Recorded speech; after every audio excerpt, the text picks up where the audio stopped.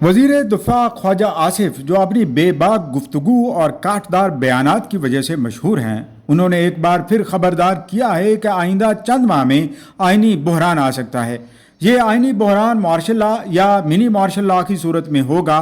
इस पर मज़ीद बात करने की बजाय ख्वाजा आसिफ ने कहा कि हक़ाइक़ खुद ही सामने आ जाएंगे। रात को एक टीवी शो में बात करते हुए ख्वाजा आसिफ का कहना था कि सियासत सारे इदारों में सरायत कर चुकी है और वो सियासतदानों से बड़े सियासतदान बन चुके हैं। बकौल ख्वाजा आसिफ के जमहूरी निज़ाम अगर डिरेल हुआ तो सबसे ज़्यादा नुकसान सियासतदानों का ही होगा। साथ ही उन्होंने मशहूर शायर इफ्तिखार आरफ की नज़म 12वां खिलाड़ी का हवाला भी दिया कि कई 12वें खिलाड़ी इस इंतज़ार में हैं कि जमहूरी निज़ाम की बसात उल्टे और उन्हें मौका मिल जाए, इसलिए वो आए दिन उल्टी सीधे बातें करते रहते हैं।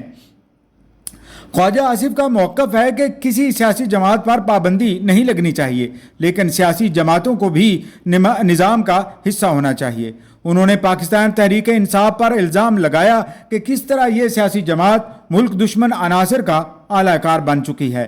आए रोज़ खैबर पख्तूनख्वा में दहशत गर्दी के वाक़यात हो रहे हैं। मजाल है जो तहरीक इंसाफ ने इस पर रंज और मलाल का इजहार किया हो। वज़ीर दिफ़ा ने कहा कि अमलन रात को जनूबी खैबर पख्तूनख्वा में दहशत गर्दों का राज है।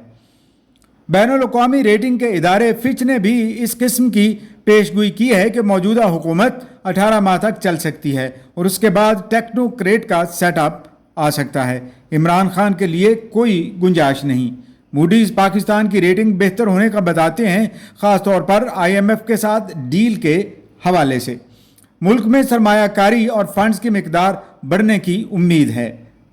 ख्वाजा आसिफ कहते हैं, बैरूनी तौर पर तहरीक इंसाफ और अमेरिका की नूरा कश्ती चले। ख्वाजा आसिफ कहते हैं कि बैरूनी तौर पर तहरीक इंसाफ और अमेरिका की नूरा कुश्ती चल रही है। बानी तहरीक इंसाफ अपनी हुकूमत के जाने को अमेरिका की साजिश करार देते थे और एब्सोल्युटली नॉट की गर्दान लगाते थे, लेकिन अमेरिका ने जिस कदर तहरीक इंसाफ की सपोर्ट की है उससे तो अलग ही मतलब निकलता है। उसका मतलब ये भी हुआ कि अमेरिका के ख़िलाफ़ तहरीक इंसाफ के फ्रेंडली फायर थे। जिस कदर अमरीकी ज़राए इबलाग को तहरीक इंसाफ ने इस्तेमाल किया है, उससे ये अखज़ करना मुश्किल नहीं कि कहीं ना कहीं अमेरिका में तहरीक इंसाफ की सपोर्ट बेस मौजूद है। ख्वाजा आसिफ कहते हैं कि माजी में इल्ज़ाम लगता था कि मुक़्तदरा और अदलिया का गठजोड़ नज़रिया ज़रूरत की तख्लीक का बायस बनता है। आजकल अदलिया लीड में है। तहरीक इंसाफ को वो कुछ भी मिल जाता है जिसकी उन्होंने इस्तदा ही नहीं की होती।